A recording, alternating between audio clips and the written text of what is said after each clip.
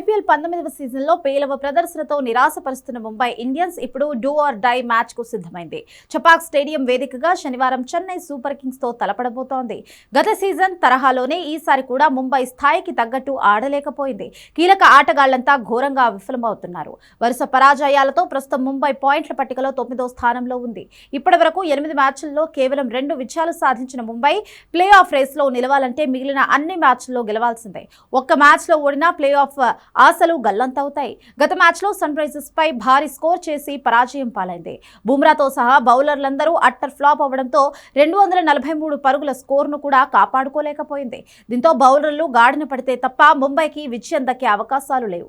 అటు బ్యాటింగ్ లో రికెల్టన్ సెంచరీతో ఫామ్ లోకి రాగా మిగిలిన వారిలో సూర్యకుమార్ యాదవ్, హార్దిక్ పాండ్యా నిరాశపరుస్తున్నారు. రోహిత్ శర్మ ఈ మ్యాచ్ ఆడడం కూడా అనుమానంగానే కనిపిస్తోంది. మరోవైపు చెన్నై సూపర్ కింగ్స్ ముంబై కంటే కాస్త మెరుగైన స్థితిలో ఉంది. ఆరంభంలో వరుస పరాజయాలతో సతమతమవుతున్న చెన్నై తరువాత పుంజుకుంది. 8 మ్యాచ్ల్లో 3 విజయాలతో పాయింట్ల పట్టికలో 6వ స్థానంలో ఉంది. Delhi Capitals, Kolkata Knight Riders పై గెలిచిన తరువాత సన్ రైజర్స్ చేతిలో ఓడిన చెన్నై ముంబై ఇండియన్స్ ను ఓడించింది. అయితే గత మ్యాచ్ లో గుజరాత్ చేతిలో ఓడిపోయింది. ఇప్పుడు ముంబైపై గెలిచి మళ్లీ గెలుపు బాట పట్టాలని భావిస్తోంది. బ్యాటింగ్ లో రుతురాజ్ గైక్వాడ్ ఫామ్ లోకి రావడం సిఎస్కే కు అడ్వాంటేజ్. సంజు శాంసన్, బ్రేవిస్, శివం దూబే కూడా చెలరేగితే భారీ స్కోర్ సాధించే అవకాశం ఉంటుంది. అటు బౌలింగ్ లో ఓవర్టన్ నిలకడగా రాణిస్తున్నాడు.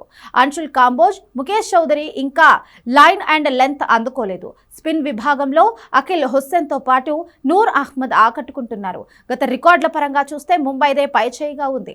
ఇరు జట్లు 42 మ్యాచ్లతో తలపడితే ముంబై 22 సార్లు గెలిచింది. చెన్నై 20 మ్యాచ్ల్లో విజయం సాధించింది. ఇక మ్యాచ్ కు ఆతిథ్యమిస్తున్న చెన్నై పిచ్ బ్యాటింగ్ కు అనుకూలిస్తుందని అంచనా.